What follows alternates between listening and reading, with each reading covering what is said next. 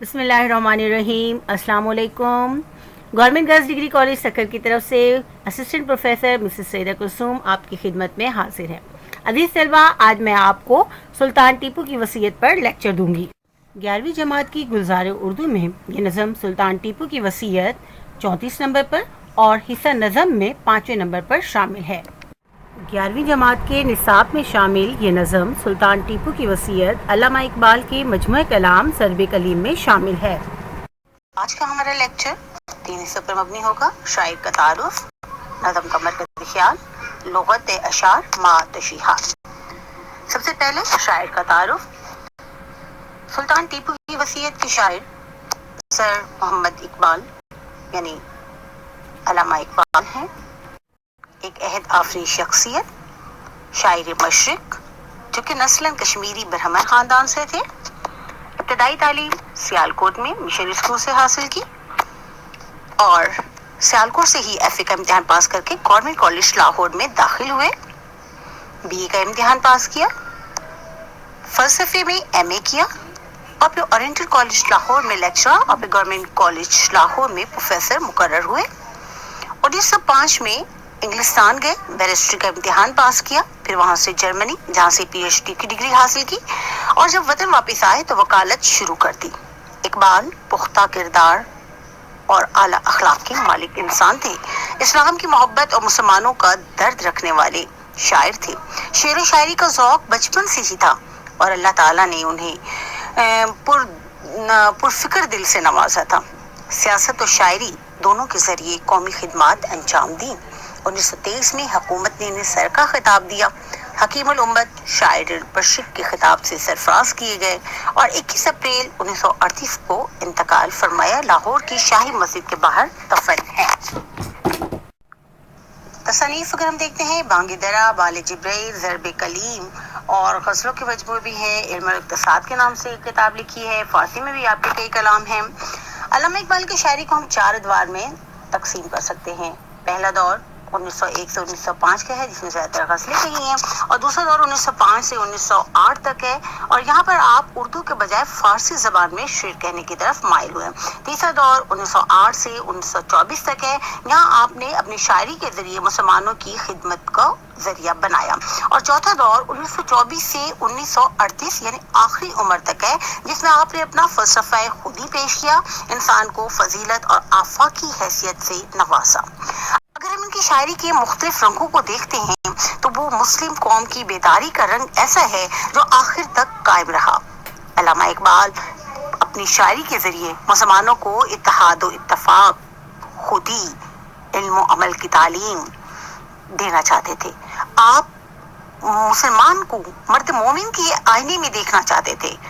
इसीलिए तो कहते हैं कि ये राज किसी को नहीं मालूम कि मोमिन कारी नजर आता है हकीकत में है कुरान। लेकिन साथ ही साथ आप मर्द मोमिन को और मुसलमान कौम को बेदार करना चाहते हैं कि अपने अंदर इत्तेहाद व इत्तफ़ाक़ पैदा करो। कौमों को बेदार करना है, कौमों में फ़िक्र अमल की क़ुव्वतों को अगर उजागर करना है तो आपस के तअस्सुबात को ख़त्म करना पड़ेगा, आपस में इत्तेहाद पैदा करना पड़ेगा। इसीलिए और इसी के बलबूते पर पूरी दुनिया के मुसलमान एक हो सकते हैं। इसीलिए तो कहते हैं कि एक हो मुस्लिम हरम की पासबानी के लिए, नील के साहिल से लेके ताबा खाके काशगर। साथ ही अल्लामा इकबाल नौजवानों को जो कुव्वत और अमल की तालीम दे रहे हैं, उनके नज़दीक नौजवान एक शाहीन है। वो नौजवानों को शाहीन की ज़िंदगी का आईना देना चाहते हैं। वो चाहते हैं कि उनके अंदर गैरत हो, हुर्रियत हो, इनकलाब हो, आज़ादी हो। वो अपना हिस्से का खुद लेकर खाएं, किसी के आगे सर न झुकाएं। सर झुकाना है तो सिर्फ अल्लाह के आगे झुकाएं, उसके रसूल की अताअत करें, अल्लाह और उसके रसूल के अहकाम की फरमाबरदारी करें। और यही वो चीज़ें हैं जिन्होंने उन्हें हकीमुल उम्मत शायर मशरिक के लक़ब से सरफराज कराया।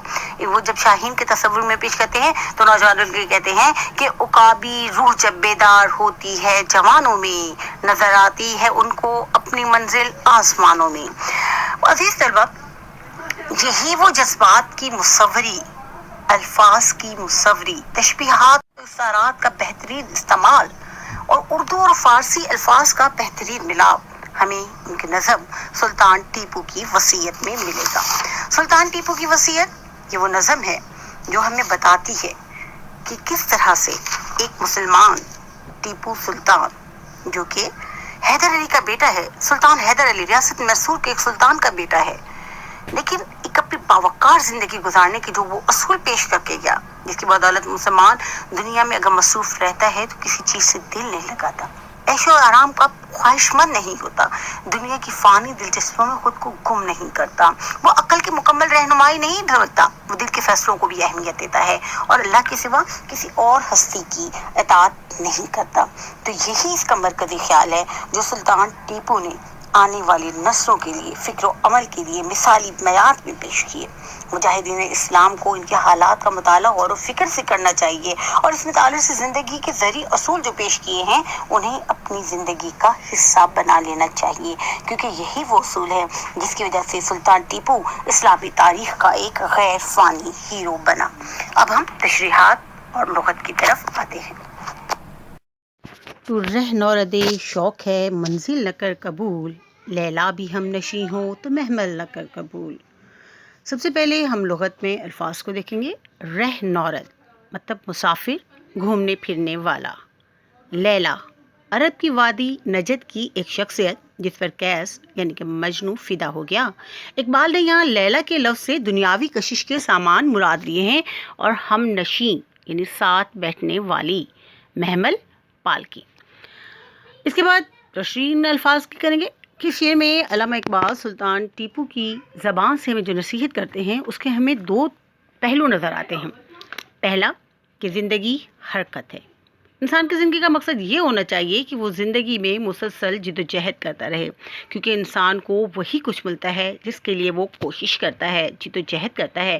قرآن پاک میں اس لیے کہا گیا ہے لیسا للانسان الا ما سعی، مانا زندگی بڑی کٹھن ہے اور قدم قدم پر مشکلات انسان کا راستہ روکتی ہیں، لیکن پھر بھی انسان کو کبھی ہمت نہیں ہارنی چاہیے، اپنے ملک و قوم کی بھلائی کے لیے، بلند مقام حاصل کرنے کے لیے کوشش کرنی چاہیے، اور خوب سے خوب تر کی تلاش ہی دراصل انسانی زندگی کا مقصد ہے۔ اسی لیے تو اقبال ایک اور جگہ کہتے ہیں کہ ہر ایک مقام سے آگے ہے مقام تیرا، حیات سو کے سفر کے سوا کچھ اور نہیں۔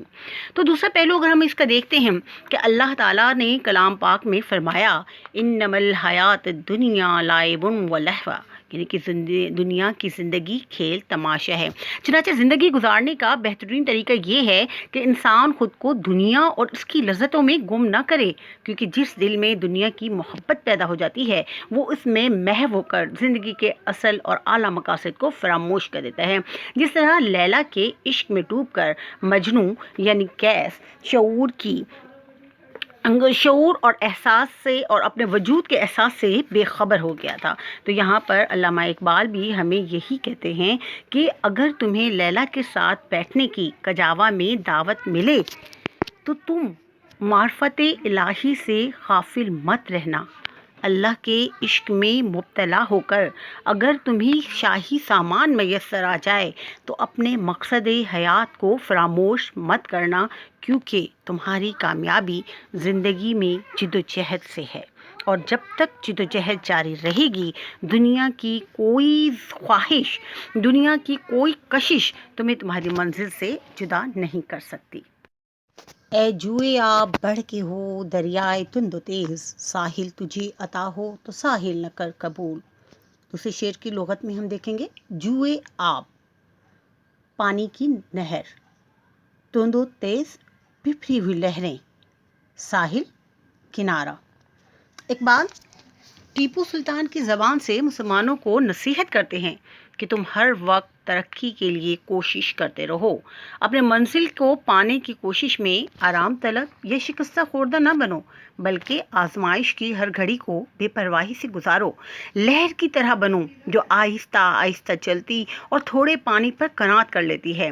مصائب اور پریشانیوں سے نہ گھبراؤ، حوصلہ رکھو، عزم و یقین کی وہ قوتیں اپنے اندر بیدار کرو جو تمہارے اندر موجود ہیں۔ ساری کائنات تمہاری ہے، اپنی صلاحیتوں اور طاقتوں پر اعتماد اور اللہ پر بھروسہ کر کے باطل کو اپنی تند و تیز لہروں میں بہا کر لے جاؤ۔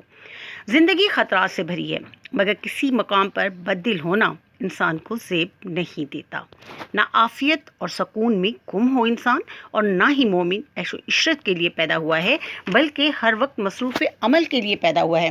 اسی لیے تو دنیا کو دارالعمل کہا گیا ہے۔ اور مومن کا طرز عمل کیسا ہونا چاہیے کہ چلا جاتا ہوں ہنستا کھیلتا موجے حوادث دے، اگر آسانیاں ہوں زندگی دشوار ہو جائے۔ عزیز طلبہ، یہاں پر جو لفظ استعمال کیا گیا ہے کہ ساحل تجھے عطا ہو تو ساحل نہ کر قبول، کیونکہ یہ تند و تیز لہریں یہ بپھری ہوئی ہوتی ہیں، یہ ایک مقصد پر ایک منزل پر جا کر ہو جاتی ہیں۔ یہاں پر انسان کو کہا گیا ہے کہ تم جس طرح سے قطرہ اگر دریا میں مل جائے تو قطرہ نہیں رہتا، تو بالکل اسی طرح مسلمان اسی ذات کا حصہ ہیں، اس خالق کائنات کا۔ مگر فرق صرف اتنا ہے کہ انسان کو اللہ تعالیٰ نے اجمالی اور جزوی طور پر طاقتیں دی ہیں، لیکن کل صفاتی طاقتیں اور لامتناہی طاقتیں صرف اور صرف اللہ تعالیٰ کے پاس ہیں۔ انسان ایک نہر کی مانند ہے اور خدا وحدہ لا شریک ایک دریا کی مانند۔ اور دریا کی لہریں، بپھری ہوئی لہریں کناروں کو توڑ دیتی ہیں، تو انسان کو بھی ایسا ہونا چاہیے کہ وہ کسی ایک منزل کی جستجو نہ کرے، اس جستجو میں نہ کھوئے، کیونکہ اقبال خود ہی کہتے ہیں کہ منزل کی جستجو میں کیوں کھو رہا ہے راہی، اتنا عظیم ہو جا کہ منزل تجھے پکارے۔ تو انسان کو اس طرح سے اپنی زندگی گزارنی چاہیے کہ دنیا کے عیش و آرام اس کی راہ میں رکاوٹ نہ بنے۔ کسی منزل پر قرار یا ساحل کی آسودگی یہاں پر مطلب انسان کی جمود کی علامت ہے، اور جمود موت ہے، حرکت زندگی ہے، حرکت جد و جہد سے عبارت ہے، اور خوب سے خوب تر کی تلاش کا نام حرکت ہے۔ کھویا نہ جا صنم کدائے کائنات میں، محفل گداز گرمی محفل نہ کر قبول۔ لغت کی جانب آئیں گے۔ کھویا نہ جا، گم نہ ہو جاؤ، غافل نہ ہو جاؤ۔ صنم کدا، بت خانہ، مطلب کہ دنیا کی دلچسپیاں۔ محفل گداز، محفل کو پگھلانے والے، دلوں کو نرم کرنے والا۔ گرمی محفل، دنیا کی رونقیں، دنیا کی دلچسپیاں۔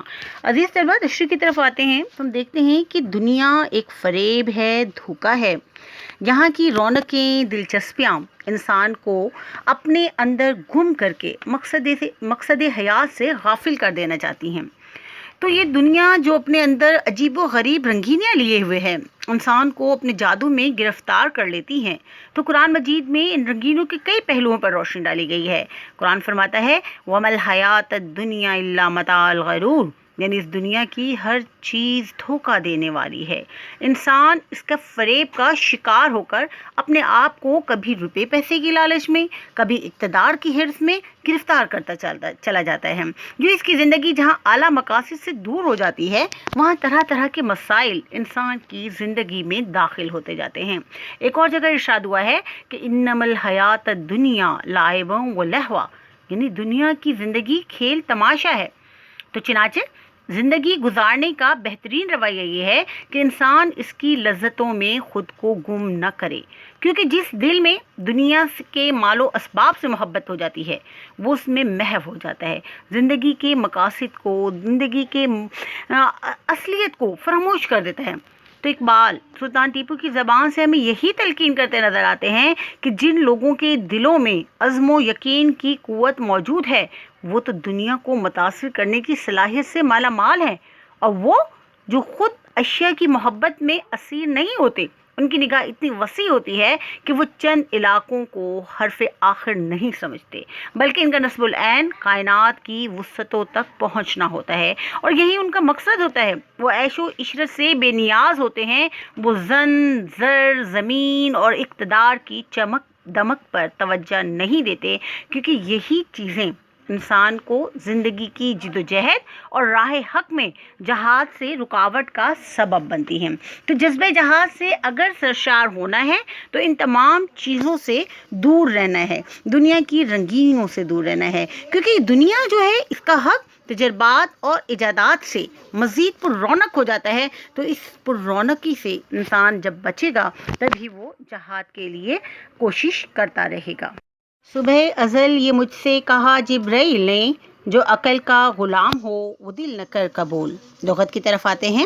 صبح ازل مطلب تخلیق کائنات کا اولین لمحہ، جبرائیل اللہ کے احکام پیغمبروں تک لانے والا فرشتہ، عقل سوچنے سمجھنے کی قوت، دل عشق کا جذبہ، حوصلہ۔ عزیز طلبہ، علامہ اقبال نے اپنے کلام میں عقل و عشق، دل و دماغ اور خرد و نظر کے نظریات میں مختلف انداز سے بحث کی ہے۔ عقل، دماغ اور خبر کا عشق، دل اور نظر سے موازنہ کرنا اقبال کا خاص موضوع رہا ہے۔ ان کے ہاں عقل، دماغ اور خبر کی رسائی صرف حواس تک ہے۔ عقل نفع نقصان سوچتی ہے، لیکن عشق یعنی دل کسی قسم کے نفع نقصان کو خاطر میں نہیں لاتا، بلکہ مقاصد کے حصول کے لیے بے خطر خطرات میں کود پڑتا ہے۔ عشق کسی قسم کی پابندی یا رکاوٹ کو قبول نہیں کرتا، تو اسی لیے اسی عشق کے بلبوتے پر دنیا میں انقلاب برپا ہوتے ہیں، کیونکہ عقل نتائج کے متعلق سوچتی ہے۔ جس طرح سے علامہ اقبال کہتے ہیں کہ بے خطر کود پڑا آتش عشق میں نمرود، عقل ہے محو تماشائے لبے بام ابھی۔ تو اگر دیکھا جائے، اقبال ہمیں یہ بتانا چاہتے ہیں کہ ابتدا سے ہی، شروع سے ہی، فطرت سے ہی مجھے یہ حقیقت پسندانہ رویہ، علامہ اقبال کہتے ہیں کہ مجھے عطا کیا گیا، اور اسلامی تعلیمات کا خلاصہ بھی یہی ہے کہ مرد مومن کہلانے کا مستحق وہی ہے جو اپنے دل کو عقل کا تابع نہ کرے۔ عقل مصلحت اندیش ہوتی ہے اور وہ کوئی بھی کام جرأت سے نہیں کر سکتا۔ عقل پرست انسان کا حال ایسا ہوتا ہے کہ وہ اپنے ارادوں میں مصمم نہیں ہوتا، پکا نہیں ہوتا، اور اس کا حال اس طرح کا ہوتا ہے کہ ارادے باندھتا ہوں، سوچتا ہوں، توڑ دیتا ہوں، کہیں ایسا نہ ہو جائے، کہیں ویسا نہ ہو جائے۔ زندگی ویسے ہی حرکت کا نام ہے۔ زندگی ایک میدان جنگ کی طرح ہے کہ انسان اپنی صلاحیتوں اور قوتوں کے بھروسے پر جنگ لڑتا ہے۔ عقل بار بار انسان کو جرأت مندانہ قدم سے روکتی ہے۔ یہاں ایک مسلمان کی زندگی سراپے جہاد ہے۔ عقل اسے کہتی ہے کہ اس مارکے میں جان کا خطرہ ہے۔ مسلمان کی زندگی کا مقصد تو راہ حق میں جان دینا ہے، مگر عقل اسے منع کرتی ہے، اسے کہتی ہے کہ تم چلے گئے تو پیچھے کیا بنے گا، تم چلے گئے مال، اسباب، اولاد، یہ دنیا سے غافل کرنے والی چیزیں جو دنیا کے لیے امتحان ہیں، ان کا کیا ہوگا؟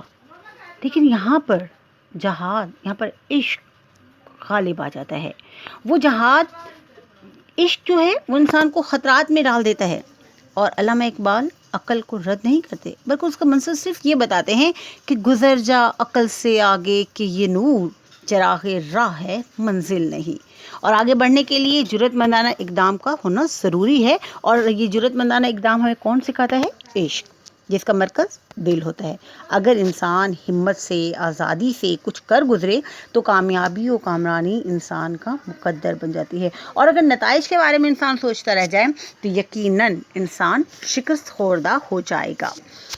تو اب ہمیں یہ بھی پتہ چلا کہ یہی عقل ہے جو انسان کو، جب اللہ تعالیٰ نے انسان کو پیدا کیا تو اس وقت جبرائیل نے اس تعارف میں تخلیق آدم کے وقت فرشتوں سے اور ابلیس کی گستاخی کے متعلق یہ کہا تھا کہ نسل آدم دنیا میں تباہی پھیلائے گی، فساد برپا کرے گی۔ تو اللہ تعالیٰ نے فرمایا تھا کہ اے فرشتوں، تم وہ نہیں جانتے جو میں جانتا ہوں۔ ابلیس نے اپنی عقل کی بنیاد پر آدمی کو کمتر سمجھا کہ آدمی مٹی سے تخلیق کیا گیا اور وہ آگ کی تخلیق ہے، تو اللہ تعالیٰ نے اس گستاخ کو کیا قرار دیا؟ مردود۔ اب یہاں پر اگر ہم دیکھتے ہیں تو عقل بے یقینی کی کیفیت پیدا کرتی ہے، ایمان اور عقائد میں بھی گستاخی پیدا کر سکتی ہے، جبکہ یقین، عمل کی قوت اور ارادے کی پختگی کہاں پر ہے؟ عشق سے ہے۔ تو انسان کو اپنا ایمان پختہ رکھنا چاہیے، کیونکہ ایمان کی پختگی ہی دراصل انسان کی کامیابی کی ضمانت ہے۔ باطل دوئی پسند ہے، حق لا شریک ہے، شرکت میانہ حق و باطل نہ کر قبول۔ لغت کی طرف آتے ہیں۔ باطل جھوٹ، کفر، دوئی پسند دو متضاد قوتوں کو بیک وقت پسند کرنا یعنی منافقت، حق سچائی، اور لا شریک اکیلا جس کا کوئی شریک نہ ہو، میانہ حق و باطل یعنی سچ اور جھوٹ کی درمیانی منزل۔ عزیز طلبہ، علامہ اقبال سلطان ٹیپو کی وصیت کے اس آخری شعر میں دین اسلام کی روح کو نہایت جامع انداز میں پیش کرتے ہیں اور بتاتے ہیں کہ حق اور باطل کی فطرت کیا ہے، باطل کی نشانیاں منافقت اور مکاری سے کام لینا، اور حق کی پہچان یہ ہے کہ وہ دوغلے پن کو برداشت نہیں کرتا، وہ اللہ تعالیٰ کے ساتھ کسی اور کو شریک کرنا بھی پسند نہیں کرتا۔ اگر ہم اس شعر کو ٹیپو سلطان کے ساتھ جو پیش آئے واقعات اس کے تناظر میں دیکھنا چاہتے ہیں تو اس وصیت میں یہ کہا گیا ہے کہ ٹیپو سلطان حق پر تھا، ریاست پر حکمرانی اس کا حق تھا، اور لیکن انگریز حملہ آور جن کے ہر دعوے جھوٹے تھے، انہوں نے غداروں کے ساتھ مل کر، منافقوں کے ساتھ مل کر سلطان ٹیپو کو شہادت کے رتبے تک پہنچایا۔ آج سلطان ٹیپو کا نام اور کارنامے زندہ ہیں کیونکہ انہوں نے کبھی باطل کا ساتھ نہیں دیا، وہ دنیا میں کبھی رسوا نہیں ہوئے، انہوں نے حق اور باطل کی جو درمیانی راہ ہے یعنی منافقت، انہوں نے کبھی اس کو نہیں اپنایا۔ دنیا تو ایک جھوٹ ہے، اور جھوٹ کے ساتھ انہوں نے کبھی بھی جو ہے جھوٹ کے ساتھ کبھی سودا نہیں کیا، سچ پر اٹل رہے، بد دل نہیں ہوئے، بے دل نہیں ہوئے، کسی قسم کی مصلحت کو بیچ میں نہیں آنے دیا، کسی کے ساتھ کوئی گٹھ جوڑ نہیں کیا۔ تو اسی حق پرستی اور سچ کی بدولت انہوں نے نہ کوئی تیسری راہ لی، نہ کوئی جھوٹ کا ساتھ دیا، اور نہ کوئی مصلحت کا سہارا لیا۔ حتیٰ کہ وہ چاہتے تو مطلب برادری کے لیے سودا بازی کر سکتے تھے، وقتی مشکلات سے، حالات سے گھبرا کر مصلحانہ انداز اختیار کر سکتے تھے، مگر انہوں نے ایسا نہیں کیا۔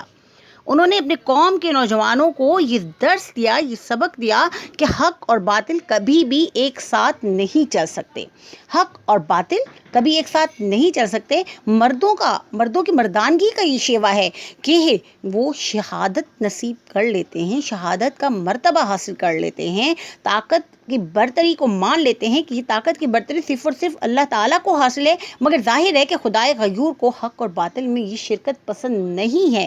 تو اسی لیے ہی تو خالص اور واضح انداز میں وہ بتاتے ہیں کہ یہ شرکت اللہ کو ناپسند ہے اور یہ ہر آلودگی سے پاک ہے۔ ہزار خوف ہو لیکن زباں ہو دل کی رفیق، یہی رہا ہے ازل سے قلندروں کا طریق۔ تو عزیز طلبہ، باطل منافقانہ دو رنگی کو لے کر چلتا ہے، زباں پر کچھ اور ہوتا ہے اور دل میں کچھ اور۔ حق تو لازمی طور پر یک رنگی کو پسند کرتا ہے، اور اللہ کے رنگ تو یہی ہیں کہ جو زبان پر ہو اور وہی دل پر ہو، اور جو دل میں ہو اور زبان بھی اسی کی نمائندہ ہو، اور یہی صفت جب ایک مرد مومن کے اندر آ جاتی ہے تو اسے فولاد کی مانند مضبوط بنا دیتی ہے۔ تو علامہ اقبال اسی لیے تو کہتے ہیں کہ ہو حلقائے یاراں تو بریشم کی طرح نرم، رزم حق و باطل ہو تو فولاد ہے مومن۔ تو عزیز طلبہ، ہم نے آج کا جو لیکچر پڑھا سلطان ٹیپو کی وصیت، اس سے ہمیں کم از کم یہ پتہ ضرور چلا کہ علامہ اقبال نے جو سلطان ٹیپو کے وصیت میں ہمیں جو اصول بتائے ہیں، در حقیقت یہی اصول اسلام کی اعلیٰ تعلیمات ہیں، یہی وہ اصول ہیں جن پر عمل کر کے تاریخ اسلام کے غازیوں اور شہیدوں نے اپنے خون سے عزم و شجاعت کی لافانی داستانیں لکھی۔ اقبال سلطان ٹیپو کو ایک غیرت مند مومن کی علامت بنا کر پیش کرتے ہیں، اور انہی اصولوں پر اہل ایمان کے لیے مشعل راہ ہیں، یہی اصول اہل ایمان کے لیے مشعل راہ ہیں، اور انہی اصولوں کی بدولت ہم اپنی ایک آبرو مندانہ زندگی گزار سکتے ہیں۔ تو زندگی گزارنے کا سلیقہ اگر باوقار قوموں کی طرح جینا ہے تو ہمیں انہی کے حالات کا مطالعہ کرنا چاہیے، انہی سے سیکھنا چاہیے، کیونکہ انہوں نے اپنی زندگی وقف کر کے اسلام کو زندہ رکھا، اور یہی فلسفہ اسلام ہے کہ انسان کی زندگی چند روزہ ہے، اور چند روزہ زندگی میں انسان اپنی خواہشات کو ختم کر دے، مٹا دے، صرف اسلام کو اور حق کو بالا رکھنے کے لیے۔ شکریہ۔